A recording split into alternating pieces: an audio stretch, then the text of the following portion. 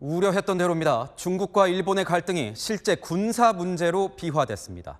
중국 전투기가 일본 전투기를 향해 레이더를 쏘는 사건이 벌어졌습니다. 당장 일본은 공격 목표로 삼아서 조준한 것 아니냐며 강하게 반발했습니다. 반면 중국은 오히려 일본이 정상적인 훈련을 방해했다고 반박했습니다. 일촉즉발입니다. 베이징에서 이윤상 특파원이 전합니다. 중국 인민해방군의 첫 번째 항공모함인 랴오닝함. 갑판 위에 대기 중이던 주력 함재기 젠15가 이륙합니다. 얼마 전 실시된 중국의 항공모함 해상훈련 모습입니다. 그런데 어제 오후 일본 오키나와 인근 공해상에서 중국 해군과 일본 자위대 간 마찰이 일었습니다. 랴오닝함에서 항공기 이착륙 훈련을 하던 함재기 젠15가 일본 항공자위대 F-15에 레이더를 겨냥해 비춘 겁니다. 중국의 영공 침범은 없었지만 공격 목표를 파악하기 위한 행동으로 볼 수 있어서 일본은 심야에 긴급 브리핑까지 열어 반발했습니다. 今回のレーダー照射は航空機の安全な飛行に必要な範囲を超える危険な行為であります。 중국 해군은 예고된 훈련을 일본 자위대가 방해한 것이라며 즉시 비방을 중단해야 한다고 반박했습니다. 中国海军海警严格按照中国的国内法和国际法在有关海域活动。 중국은 대만과 일본을 겨냥한 듯한 군사력 과시도 이어갔습니다. 사람이 탑승하지 않은 무인 전차와 드론, 무인 돌격 차량이 함께 진격하고 산악 지형에서 전차들이 목표를 향해 포사격을 쏟아붓는 등 훈련 영상을 공개했습니다. 외교가에선 오는 13일 난징 대학살 추모일을 전후해 중국이 대규모 해상훈련을 진행할 수 있다는 관측도 나옵니다. 베이징에서 채널A 뉴스 이윤상입니다. 중일 갈등이 장기화되고 있습니다. 일본 여행 자제령을 내린 중국이 일본행 항공권 무료 취소 기간을 올해 말에서 내년 3월 말로 연장을 한 겁니다.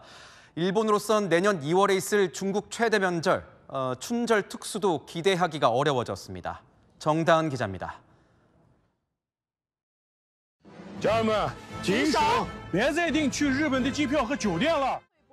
중국 정부가 일본 여행 자제령을 내리자 중국 공항까지 나서 일본 여행을 가지 말라고 촉구합니다.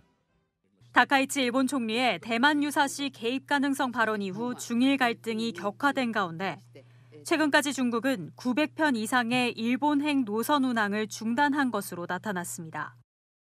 여기에 더해 일본행 항공편 취소나 변경을 무료로 해주는 기간도 연장한 것으로 알려졌습니다.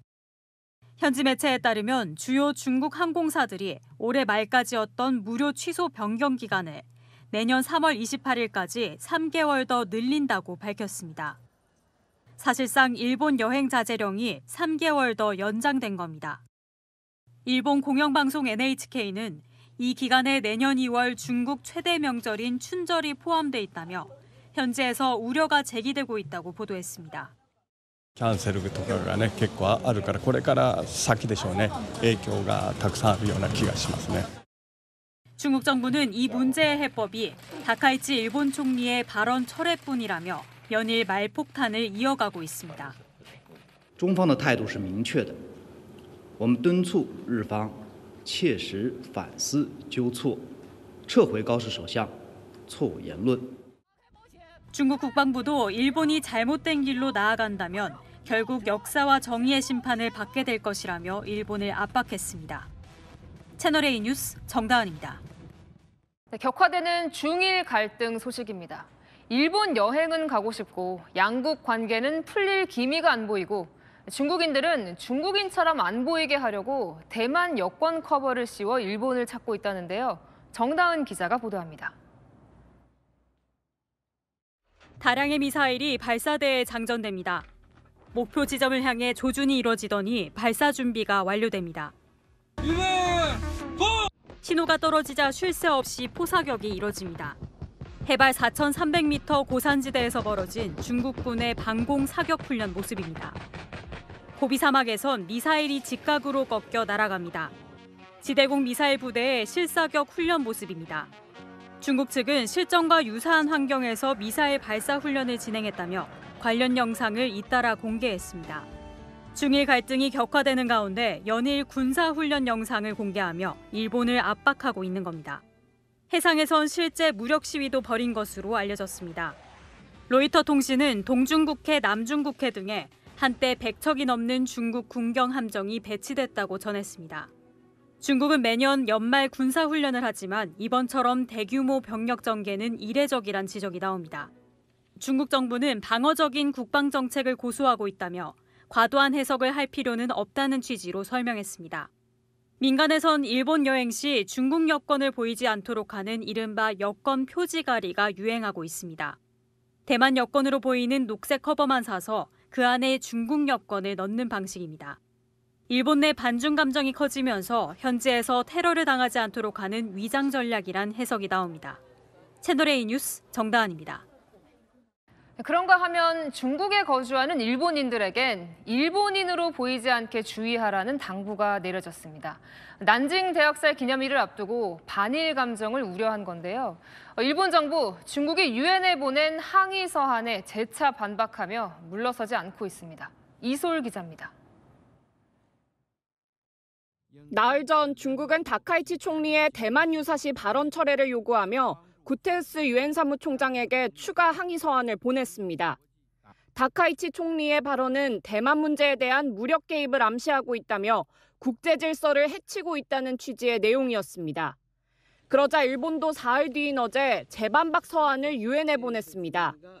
중국의 주장은 사실과 다르고 근거가 없어 전혀 받아들일 수 없다며 일본은 국제법을 준수해왔고 대화를 통해 냉정하게 대응해 나가겠다고 밝힌 것으로 알려졌습니다. 我が国の立場は一貫をしておりまして、我が国から中国に対しても繰り返し伝えております。引き続き適切に対応していく所存です。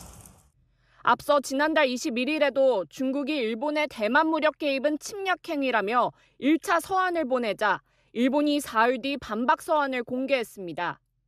이번에도 똑같이 서한 맞대응을 하며 국제 여론전에 물러서지 않겠다는 뜻을 분명히 한 겁니다. 중일 갈등이 격화되는 가운데 주중국 일본 대사관은 13일 난징 대학살 국가기념일을 앞두고 자국민에게 주의를 당부하기도 했습니다.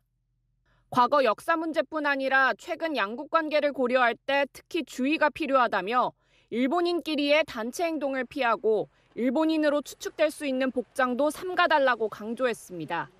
채널A 뉴스 이소리입니다.